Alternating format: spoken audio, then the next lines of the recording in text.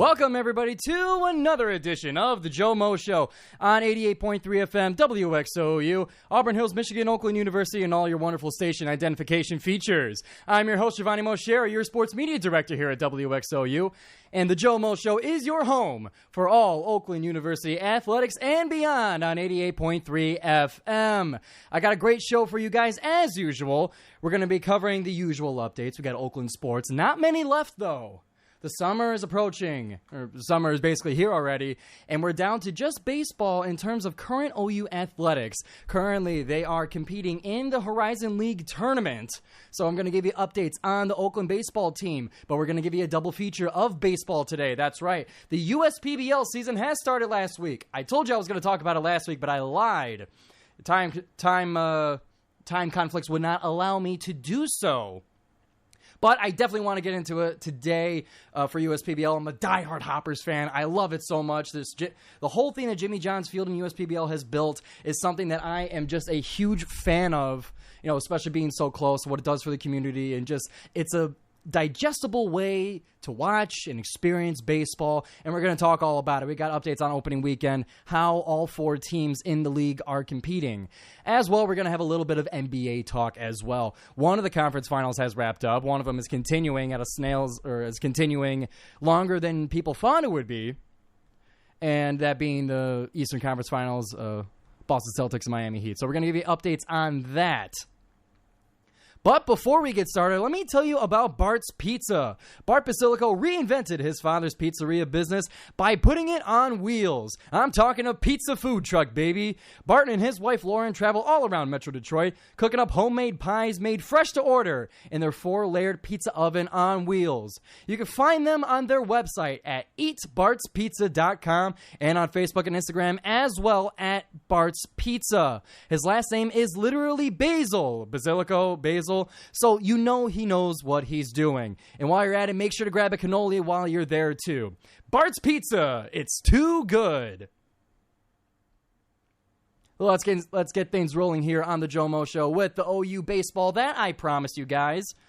So to start things off, not necessarily with the last series that they had against Northern Kentucky last weekend, but I want to talk about the Horizon League teams and first team, second team honors that were released this past week. So For last week's competition against Northern Kentucky in the final series of the regular season, Hunter Pidek, our very own pitcher, was named Pitcher of the Week for his performance in Game 1, where he pitched 7 innings, only allowing 3 hits and a single run. Brandon Nye, that same week, was named Batter of the Week. Nye went 7 for 13 in those 3 games against Northern Kentucky, tallying two doubles and his 5th home run of the year. 4 runs scored and 3 RBIs for the weekend. So a sweep in the weekly awards for Oakland University baseball. In addition to that, all league honors were released. Oakland, on the all-academic team, had a league-leading 6 players make the team, as well as an honorable mention. Ian Cleary, Travis Densmore, Thomas Green, Gabe Lux, and Christian Stelling were named to the all-academic team, and Reagan Paulino was in the honorable mentions team. So fantastic job, guys, on being not only successful on the diamond, but off it as well. Looking at the Horizon League all league honors, we have a single Grizzly representing us on the first team, that being right-handed pitcher Brandon Decker. On the second team, we got 3 Grizzlies, Ian Cleary. We got Gabe Lux and Hunter Pidek making the second team. And the freshman team has a representative as well. Reggie Bussey makes the all-freshman team of the Horizon League. So well done, everybody. Well done, fellas, making all league honors. Excuse me. So let's get into that wonderful weekend that I was talking about against Northern Kentucky, where we swept the weekly awards. How good could we have played to win such honors? I'm going to tell you all about it right now. So in that series against Northern Kentucky, let me set the stage for you guys. This was a very critical series in the season of the Horizon League. That is because Oakland and Northern Kentucky were neck and neck. They were a half game apart from each other. Oakland 16-11 and Northern Kentucky 15-11 coming into this weekend. And with Wright State being far and away the number 1 seed, locked up, no chance at it. But this series against the 2nd and 3rd seed would decide who keeps that 2nd seed in the Horizon League tournament. And why is it so valuable? It's because the 1st and 2nd seed in the Horizon League baseball tournament gets the first round bye. And as Neil Rule would say, you can't lose in the bye week. So, or you can't lose on a bye. So very valuable. Both teams were fighting for it all weekend long to get that 2nd seed.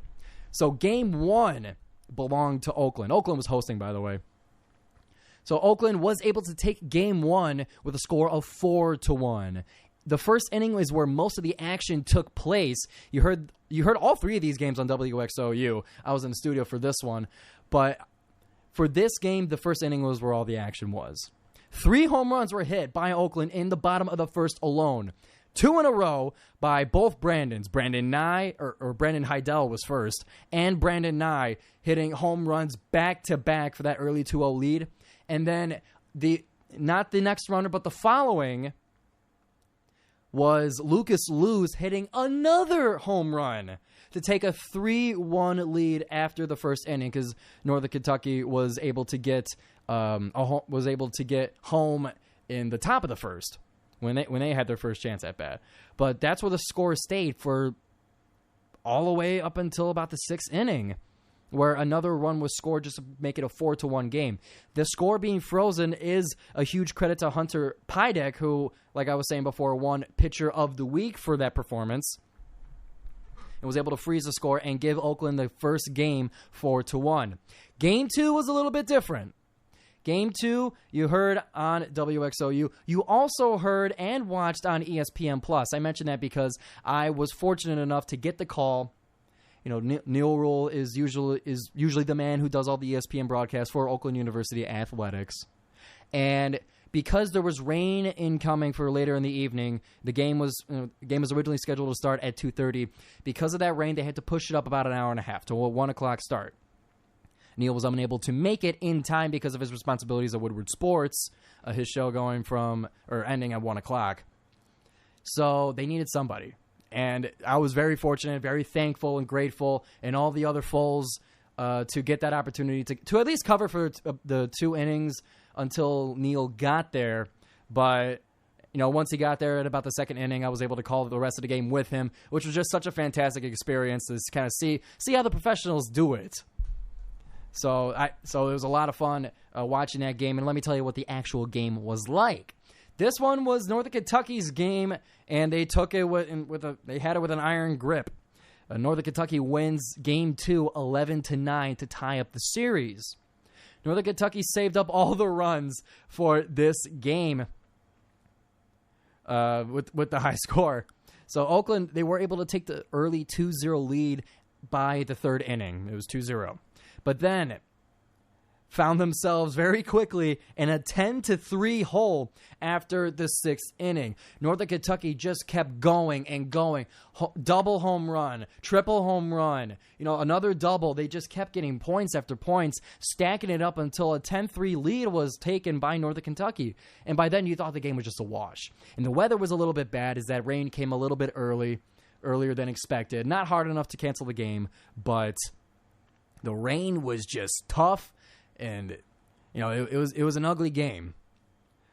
But Oakland was able in the 8th and 9th inning, making it close. They made it 11-9, which was the final score. But we're just not able to get that extra 2 runs to at least tie the game and send it into extra innings and potentially get the win in the series and thus locking up the 2nd seed in the tournament. That was not to be. The series was tied, making Game 3 the winner take all game for that first round bye. So in that Game 3, it did belong to Oakland. Oakland won the 2nd seed. They won the series in a game where they had a very commanding start. Final score was 8-6. You wouldn't think it was a very dominant game by Oakland by the score, but Northern Kentucky was able to make a final push to kind of make it closer. Let me walk you through it. So Oakland got off to a very early lead. Ian Cleary hit a 2-run home run in the first inning to get Oakland up 2-0. Brandon Nye hit 2 RBIs in the second to go, now 4-0. And then Jared Miller got an RBI in the third to go up 5-0. NKU, they fought back a little bit and made it 5-2. But OU just kept him at arm's distance. Reggie Busty nailed a bunt. It was perfectly placed right in front of him, a little bit to the left, with perfect timing for a run to be scored in the 5th inning. And then Gabe Lux got a little bit of action too, getting an RBI shortly after that bunt. And by the 5th inning, the score was 7-2. So Oakland had this big lead. NKU was able to fight back again. They got a 2-run home run to make it now 7-4. But just to sprinkle it on there a little bit, Oakland was able to get another run, an RBI by Brandon Nye to give him enough space to stay alive after Northern Kentucky's next push to make it 8-6, which was the final score. So OU was able to lock up the 2nd seed in the Horizon League tournament and stay safe in the first round. So let me walk you through what is happening in the tournament now. As it did start yesterday with the first rounds, it was the 4th and 5th seed and the 3rd and 6th seed that were playing. Results of that game: the first game of the tournament was 5th seed Milwaukee against 4th seed Youngstown State. Milwaukee was able to defeat Youngstown State 12-3 in an elimination game, sending Youngstown State to the consolation bracket. Game 2 was 3rd seed Northern Kentucky against number 6 seed Purdue Fort Wayne. Northern Kentucky was able to win 6-3 to advance to the next round. Wright State was sitting there. Now moving to today, Wright State, sitting there alongside Oakland with that first round bye. Wright State had to face was facing Milwaukee earlier today at 11 o'clock. They were able to beat Wright State 6-3 to knock Milwaukee out of, or knock them to the consolation bracket in the second round. Oakland was thus matched up with Northern Kentucky again. And they played at 3 p.m. today, a game that I will give you the stats of right now. Currently, we're at the end of the game here, top of the 9th inning. Oakland is up 13-8 against Northern Kentucky.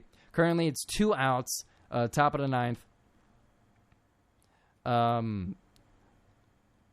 Just looking at the stats here, I didn't pull it up until just now, but the hits between the two teams is just about tied. Oakland has 11 hits. Northern Kentucky has 12. Oakland's made a single error, and Oakland has left 10 runners on base compared to Northern Kentucky with no errors and 5 runners left on base. But it's looking like a pretty good way. It's looking pretty good so far. Northern Kentucky does get, or rather, this is Northern Kentucky's last chance to make a push here. They got to get it to 13, or else the bottom of the 9th will not be played, and giving Oakland the advancement in the tournament. And with 2 outs right now, a single runner on base on first for Northern Kentucky. We got Jake Mathias at pitch right now. I'm not going to be doing play-by-play for the rest of the game here, but just to give you an idea, Oakland has a 5-point lead, top of the 9th, 2 outs. 1 more out will seal the game. So far, I wish I had a little bit more information on the Horizon League tournament, because seeing how this is, it's going to be very interesting to see what the rest of the tournament looks like. We'll get you the rest of the tournament update for next week's show, also Thursdays at 6 on WXOU. It's the GioMoShow. I had to give myself a little bit more of give myself another promotion. You know how it is. And we have reached the bottom of the 9th. Last out has been scored, and it looks like that's going to be the end of the game. Oakland winning 13-8.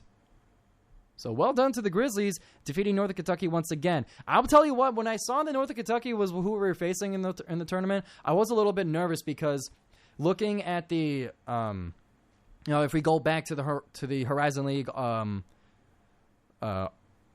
league team, then you saw quite a bit of Northern Kentucky on there.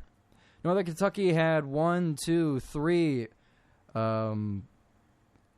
4, They had 4 players on the first team, and they had 1, 2, 3, 4 on the second team. So Northern Kentucky was loaded. They were leading the Horizon League at one point, but just hit a tough stretch of games towards the end that knocked them down to that 3rd seed. So I was a little bit nervous going into the game, going into this Horizon League game, but Oakland was able to take care of business 13-8.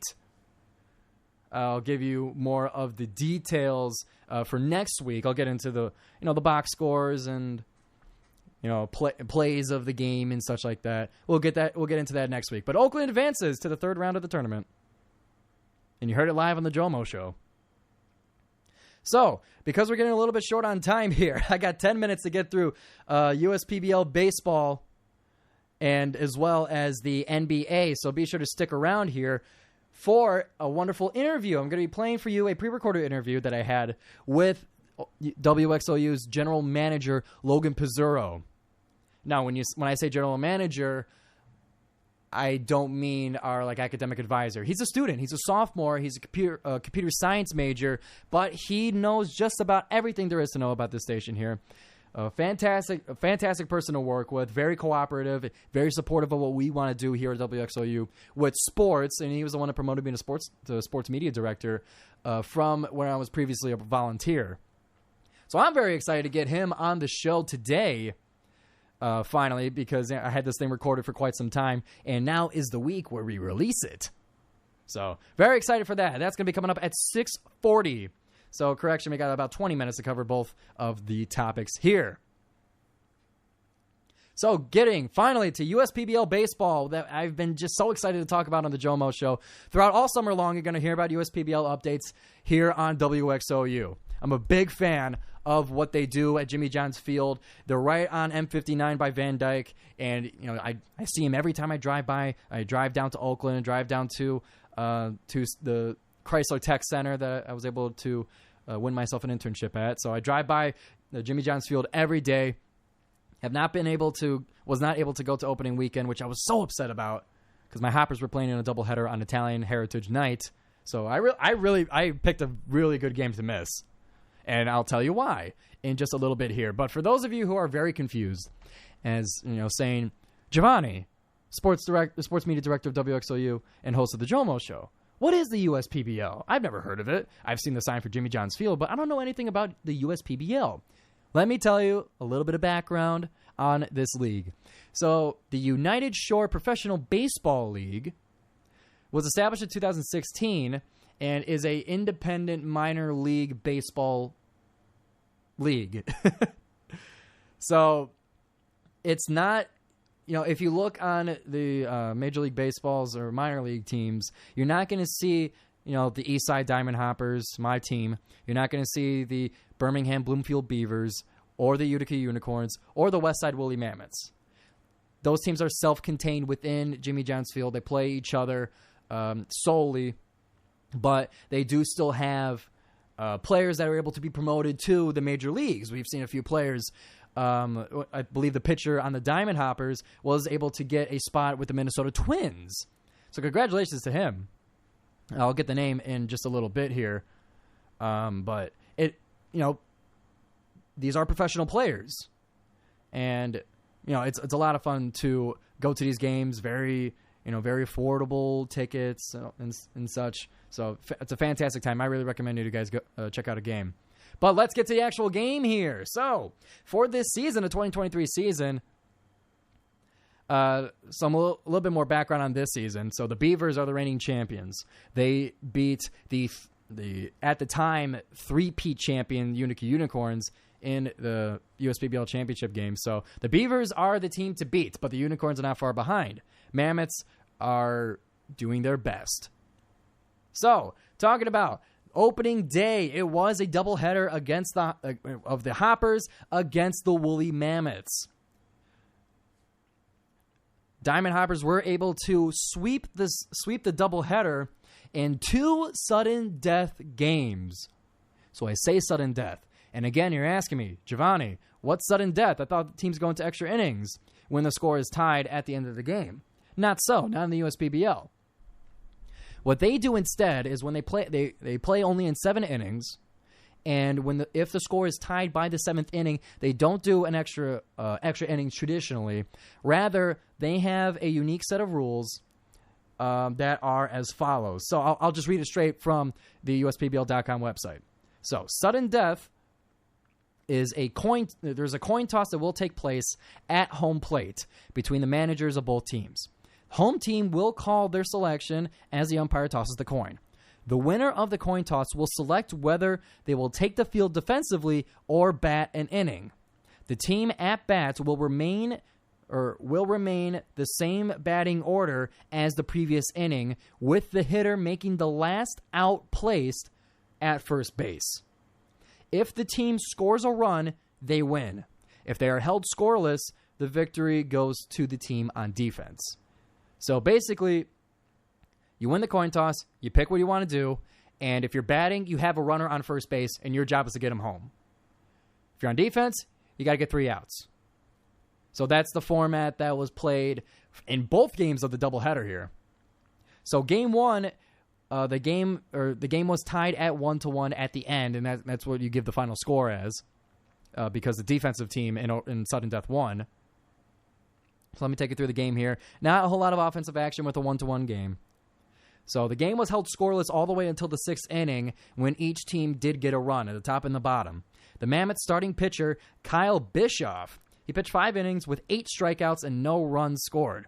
Hopper starting pitcher, Jake Wazinski, pitched 4 innings with 7 strikeouts and also no runs.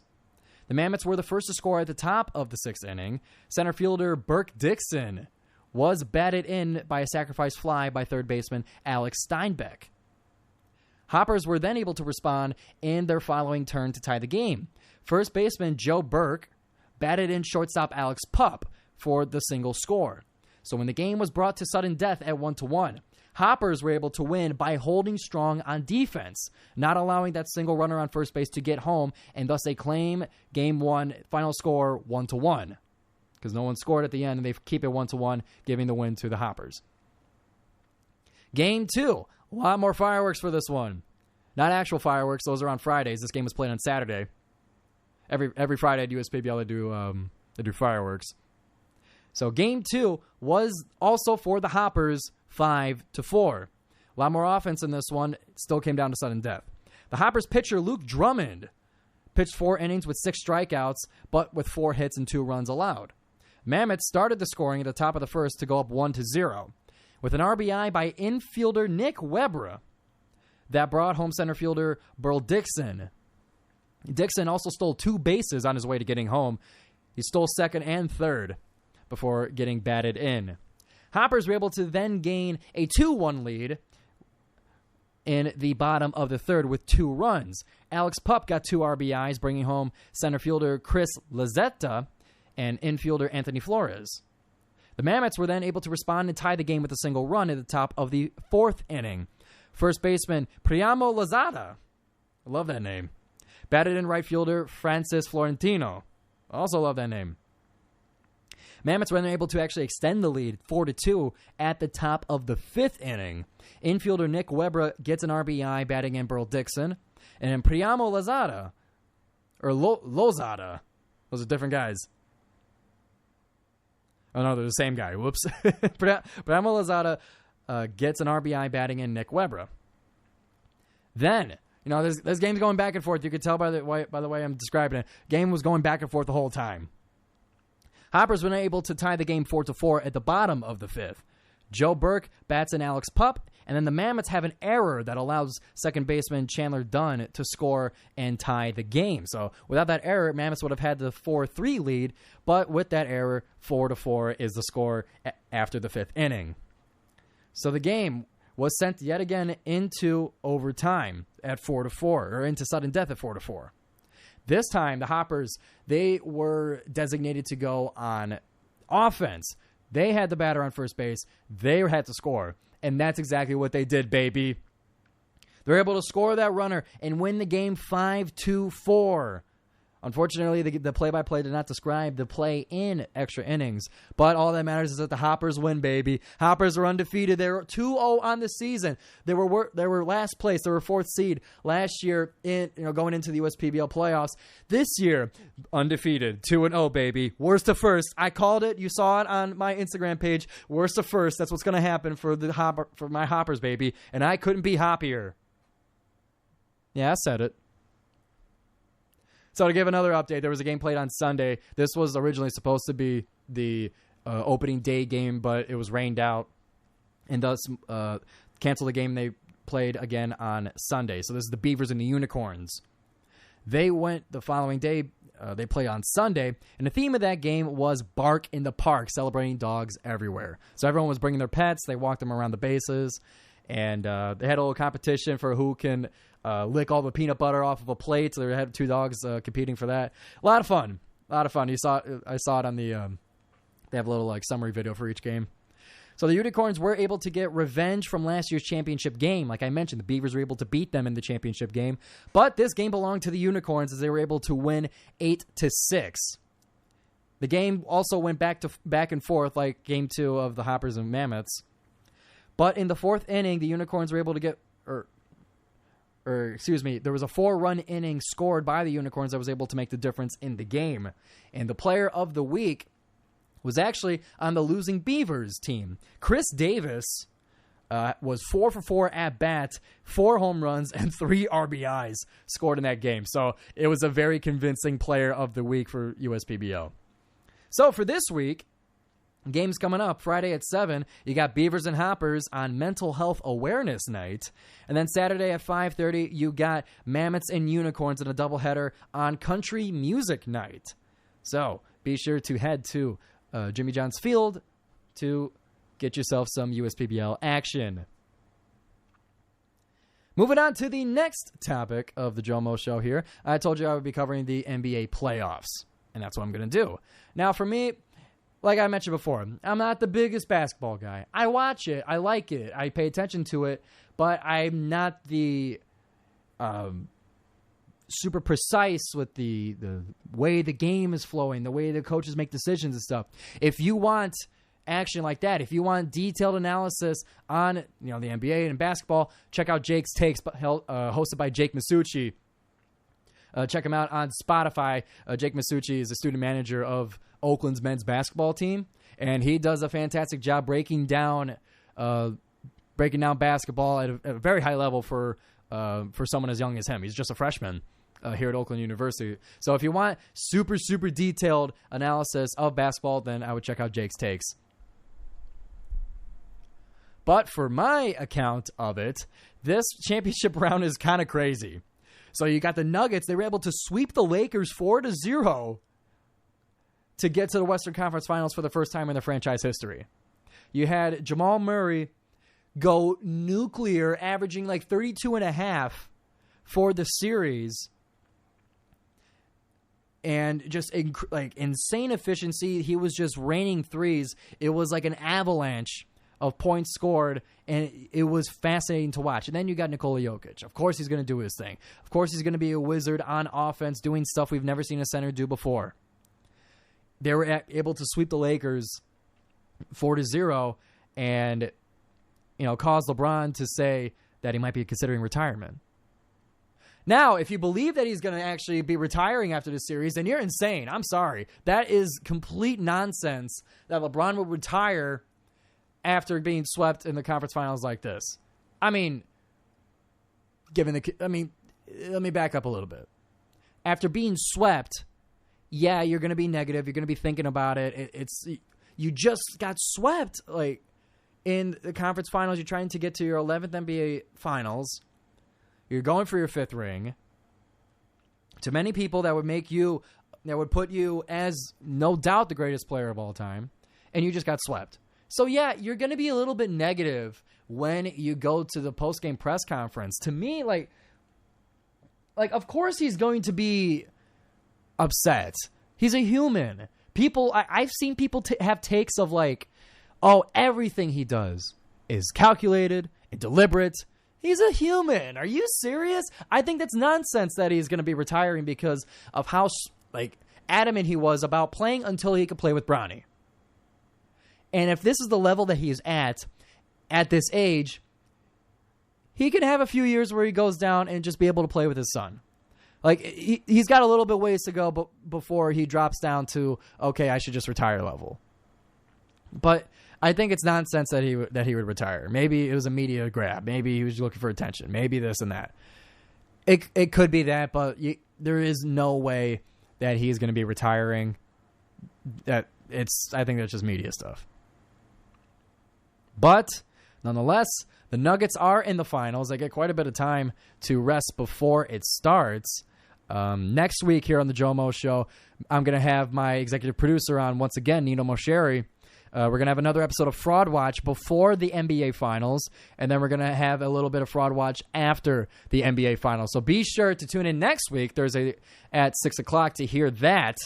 And Thursday is when the NBA Finals start. I believe June 1st is the first game. So you can hear it live on WXOU. You can hear it on Spotify before you watch the playoffs or before you watch the finals. Or you can wait till after the finals, watch it, see if we're completely off base, kind of see the comparison between before and after. So lots of options for you to watch it. It's going to be the next edition of Fraud Watch. I'm very excited. But for the Eastern Conference Finals, that one is, to me, I wouldn't say it's as crazy as the Western. Well, maybe it is. You kind of go back and forth. Both of these series are crazy. Eastern Conference is still going on, but it looked like it was going to be another sweep. It looked bad for the Celtics, at least.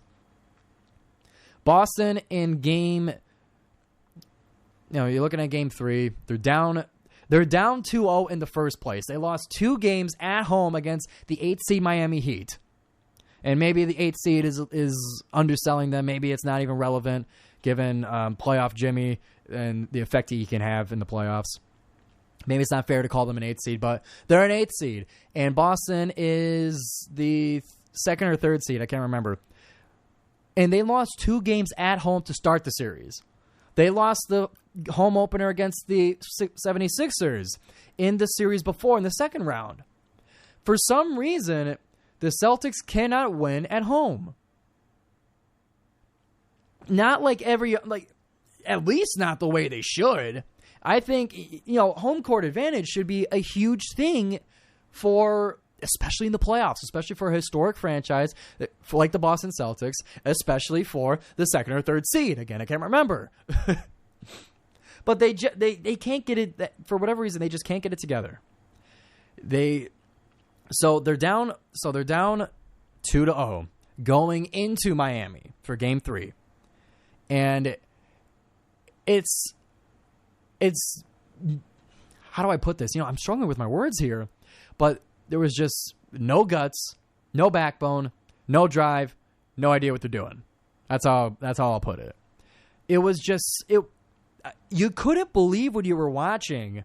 I couldn't believe when I was watching, at least, when you see a team that needs this game. They need to steal a game at home because they screwed themselves in their home court, or they got to win on the road because they screwed themselves on their home court. And they just got no gas. They got no drive. They got no direction. They got no nothing. And you're thinking, how could this be? These players, Jason Tatum and Jaylen Brown are supposed to be stars to superstars, closer to superstars in a lot of people's eyes, but they have 8 points collectively? I can't remember. I shouldn't say that. I don't have the stats in front of me, but it's like a black hole of offense. They just can't score. Tatum has had the problem throughout the entire playoffs, going not just cold, but completely ice cold. And people still think both these guys are young. They're developing. They're going to get there. They should be there already. They've been in the league long enough. They've been in the playoffs long enough. They've been to 5 of the last 7 Eastern Conference Finals, if I'm remembering right. They should be good by now. I think that excuse of they're young is irrelevant anymore. Is irrelevant now. They should be good now, but they're not. Something's not working. Something's not cooking. The head coach Joe Mazzulla, Whether it's his fault or not, he's gone. That's just how coaching is. But, yeah, he's probably out of there.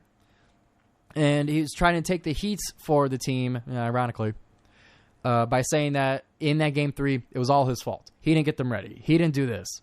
He didn't tell his team that they're playing in the Eastern Conference Finals and they have to win the game. I don't understand that. I don't think it's all his fault. I think the players should know how serious the game is.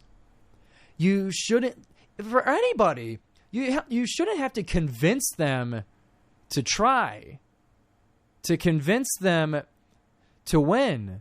How is that not inherent already? So